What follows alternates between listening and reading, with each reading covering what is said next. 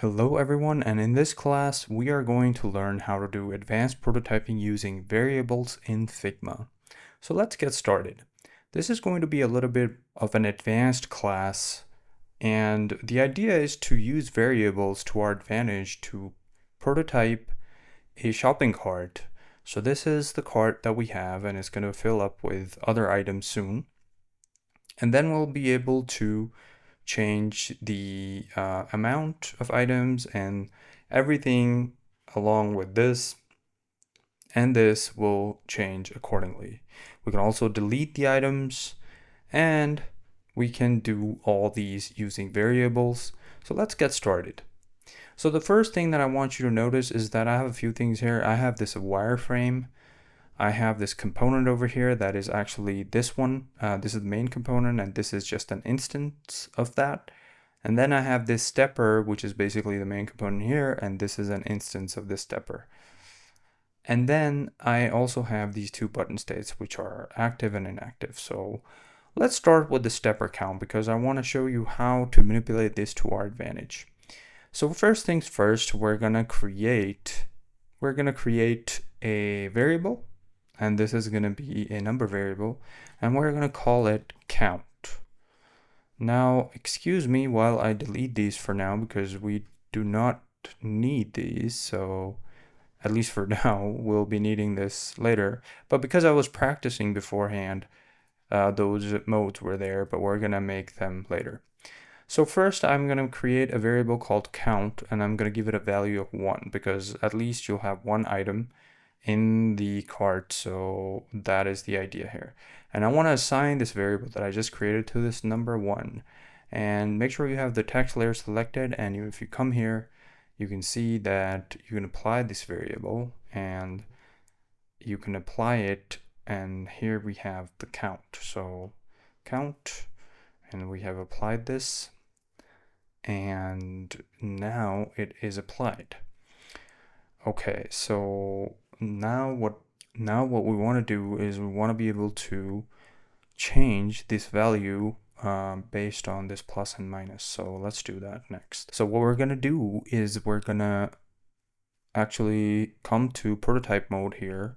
I'm going to hit Shift E, and then I'm going to hit Command, and I'm going to click on this vector over here, but make sure you have the outer box selected, not just the vector.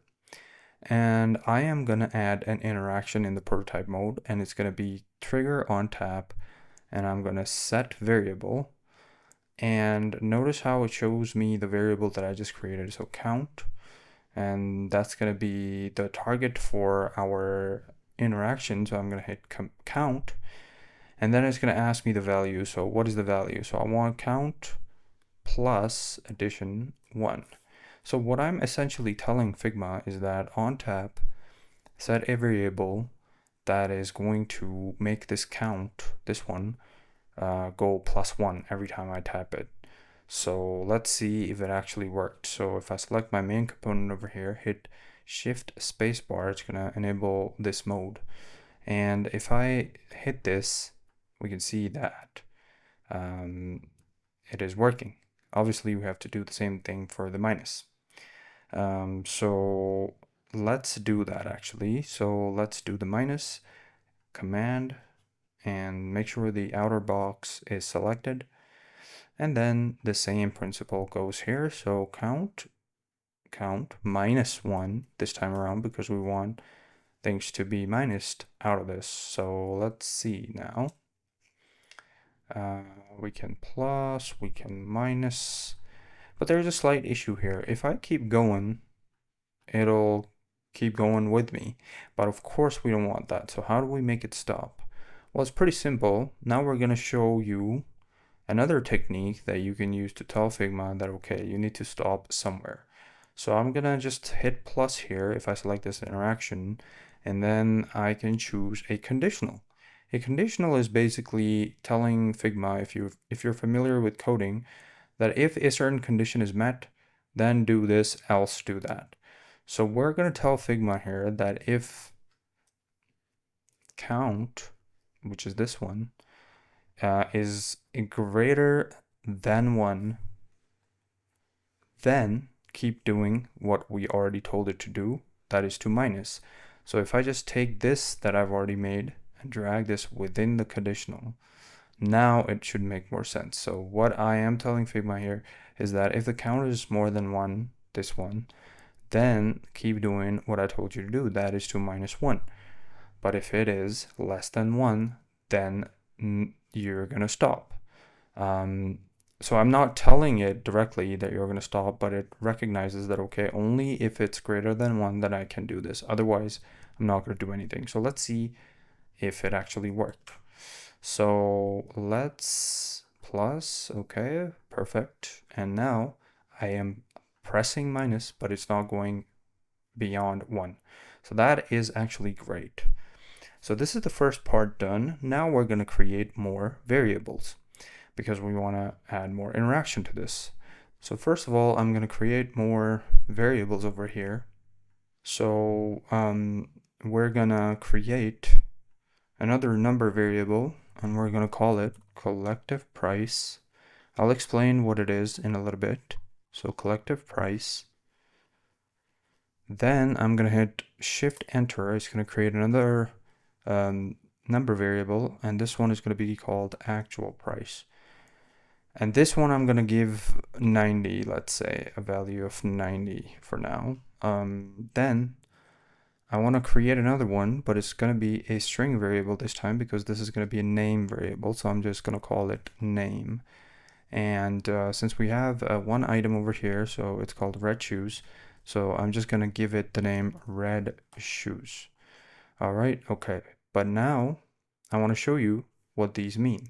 So count, we already know that it's 1. Collective price, on the other hand, is the price that is going to be showed here. This is the collective price. So it's going to be actual price into the number, whatever number we have here. And we're going to tell Figma this as well. So let's close this and actually assign these variables that we just made. So this one is going to be called red shoes, right? So it's going to be the name variable because it's a text field. So it's going to be a string variable. So we already assigned this. Same thing for 0 here. And if you notice, there's 2 of these. So there's this $sign and then there's the number. And the reason why we separate this is because you cannot assign number variables to this. It's just going to confuse the whole thing. So now if I just select this one, and I can assign collective price to this one. And we're going to actually manipulate this using variables as well quite soon. So let me show you that. Okay, so now that we have that set up, I want to create more of these because there's going to be more. And I'm just going to come here and I'm going to hit Command D. So I'm going to create 3 more. And I will also change all of these as well, but these are just instances of this main component over here. And this is actually in an auto layout. So now I want to actually change these as well because they can't look the same. So how am I going to do that? This is where modes come into play. So right now I only have 1, right? But I want to create more. I want to create 4 of these because I have 4 items. So I'm going to create 4 modes, and the count is going to remain the same, the default 1, and collective price can also be 0. But the actual price is going to be different for each. So I'm just going to give these random numbers, so 90, 80, 70, 60. Okay, and then I'm going to change these as well. So like this one, I already have the products in mind, but you can obviously do yours. So this one is going to be called flower shirt. This one is going to be called blue shoes, and then this one is going to be called yellow shoes. All right, okay, and we have these 4 modes and everything is looking great. But now I want to ascribe these modes that I created to these. So if I select the main frame and if I hit enter, it's going to select individual ones over here. And the idea is that I want to assign these modes to each one of these. So actually, just going to select the first one right now, and I'm going to hit this little paper icon. And as you can see, I already have my modes here. So I'm going to give this mode 1. Then I'm going to give this one mode 2. And notice as soon as I do that, it changes the name because the mode 2 is actually flower shirt. All right, so that is super cool that it recognizes that. Then the same thing over here, mode 3, and then the same thing over here, mode 4. Awesome. So as you can see, the names also changed, but I want to change these pictures as well. So let's hit Shift Command K, and it's just going to take me to my files over here, and I have these 3 already in my downloads. So I'm going to select all of these and come here to open. And it's going to show me this little preview of what is going first. So I can just select this, tap, select this because this is going to be the flower shirt, tap, and then this one, blue shoes. Awesome. So now I have this little cart going on. That is awesome. Okay, so now what do we do next? So if I select this main wireframe, as you can see, the prices are not updated. I have given these individual prices over here, but it's not being reflected in my prototype. So how should I do that? First of all, I can do a little trick where it's going to tell Figma to do exactly that. I'm going to select the main component over here and hit Shift E to toggle prototype mode. And then I'm going to come here to interactions, and then I'm going to tell it that after a delay, and it's going to ask me how much, I'm going to hit 1 millisecond because I want it to be super fast. I'm going to tell it to set a variable, and the variable is going to be collective price is equals to actual price multiplied by the count. So what that really is doing is it's basically telling Figma that you're gonna, let me see if I can make this bigger. There really should be kind of like a pull tab over here, but basically I'm telling Figma that as soon as this loads, you're gonna multiply the actual price with 1, or basically the count. So basically over here, this actual price is going to be multiplied by 1, or count. So let's see. And sure enough, it has updated the prices now, and we can see that they are correct. All right, splendid. But you might have noticed that the total sum actually did not change, so I want to change that as well. All right, so how am I going to do that? First of all, I have to create another variable, but this time I'm going to create it. I already have 2 collections over here, so you can do the same or you can have different ones. One is for modes, other one is for non-modes. So I'm going to go to the non-modes over here, and I'm going to create a number variable, and it's going to be called sum. All right, because it's going to be the sum, and just going to leave it at 0 for now because we're going to manipulate this as well. And I'm going to assign this new variable. Oops, actually I already had it assigned because I was practicing, but apply variable and give it the sum variable that we just made. All right, cool. Now I want to tell Figma to actually update it because we haven't told it yet. So I'm going to go to the interaction again that we just created. And I'm going to tell Figma that, okay, set variable sum is equal to sum plus the collective price. So what it's going to do is it's going to add the whatever total sum we have here with the collective price. So like whatever is here is just going to add it here. So that way, if we just check this now, shift spacebar, sure enough, we have our total right here, which is 300. Awesome. Okay, so now I want to do so that if I hit this plus button, this value actually changes. So how am I going to do that? Let me show you. Okay, so I'm going to come over here to this plus. Remember, we made an interaction over here.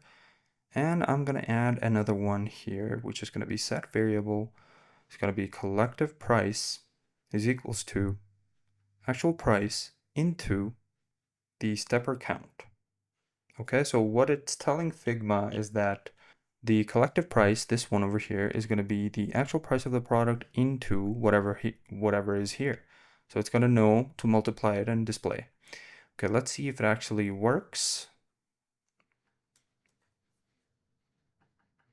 And sure enough, it is working. Awesome. Okay, but the total sum is not changing with the stepper. So we should also do something about that. So it's going to be over here as well. And I'm just going to add another interaction over here. Set variable sum is equal to sum plus actual price. And what it's telling Figma is that whenever I am hitting this plus, just keep adding the actual price of the thing that I'm adding to the sum. Sum is equal to sum plus actual price. So since we have different modes for these, it's going to know which one we're adding, and it's going to just update it into the price. So let's see. And sure enough, it is working for all of these. Okay, so that is a great sign. Now we have to also do this for the minus side, so let's do that. So the same principle applies over here. We're gonna select this, and we have a conditional over here, so we have to drag this into the conditional, but let's set the variable first, which is gonna be collected price is equal to actual price into the stepper count, or count. So it's gonna know to update it accordingly. I'm just gonna drag this into the conditional because the conditional is the number one thing over here. So it's dragged, and then also the same thing for the total sum. Sum is equal to sum minus actual price. So now let's see. So I'm gonna add a minus and it's gonna come back to 300. And that is what we wanted. So it's doing that in real time. Awesome. Now we're going to do something different. So we want to hit this delete button, and it's going to delete the entire thing that we're deleting. So let's do that. For that, we need to create a Boolean. And a Boolean is a little bit different from a number variable. And we're going to create it in this mode. So first, I'm going to create a Boolean. It's going to create for everything over here, and I'm going to call it visibility.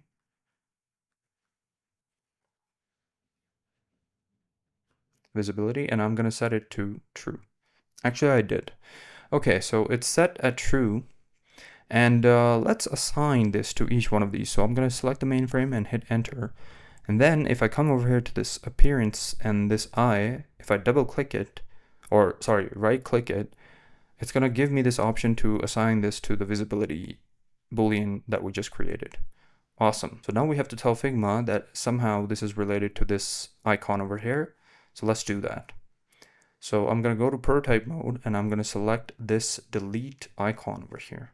And I'm going to add an interaction, and it's going to be on tap, set variable, visibility to false. And this is basically telling Figma that whenever this is tapped, this over here, we're going to make this visibility Boolean go to false, because right now it's at true. So let's do another thing while we're at it, and this one's going to be in the non-mode section. I also want to change this item count from 4 to, if I delete something, it should also update to 3, 2, 1. So for that, I'm going to create a number variable over here in the non-modes. It's going to be called item count, but you can have whatever name for it as you please, and I'm going to give it a value of 4. And then I'm going to select this 4, and I already had it before, but like I can do it again. So item count. So I have assigned this value to this 4. So now let's test what we've done so far. If I hit the delete button, as you can see, it takes everything away one by one, but this is not being changed at all. So I want these to also be changing. So how should I do that? Well, it's going to be right here in this interaction that we just created, and we just have to tell Figma that, okay, whenever I tap this, also for the item count, I want every single time I tap it for item count is equal to item count minus 1. So that's going to tell Figma that, okay, if I'm continuing to hit this, it's going to minus 1 from this amount. And also, I want it to know that whenever I hit it, the total sum, or the sum, is going to be sum minus the collective price, because the whole price from here is going to be minused out of this, so it's gonna know. So I have these three for now here, and let's see if it actually works. Select the main frame, and let's hit it. And sure enough, everything updates in real time. That is fantastic. I also want it to be that when I am at 0, this thing over here changes to the inactive state. So we already have these two buttons over here, and for that I need a string variable. So I'm going to create a string variable over here, string button state, and I'm going to name this default, and it's important to get the name right for this one. So button state is equal to default, and I am gonna assign it to my button over here. So this state right here, default. So Figma knows that this is the default state.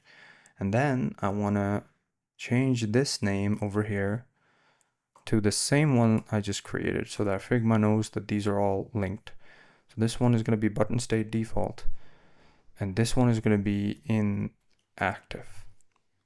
And it's super important for you to get the names right. Don't create any typos, because what we're going to tell Figma right now is another thing over here, and it's going to be at the very last. So select the last one and hit plus, and give it a conditional this time. So we're going to tell Figma that if the item count is equal to 0, then set a variable, and that's going to be the button state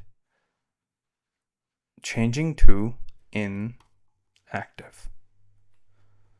And we already have that set up, so let's see if it actually works. Delete, delete, delete. And sure enough, it is working.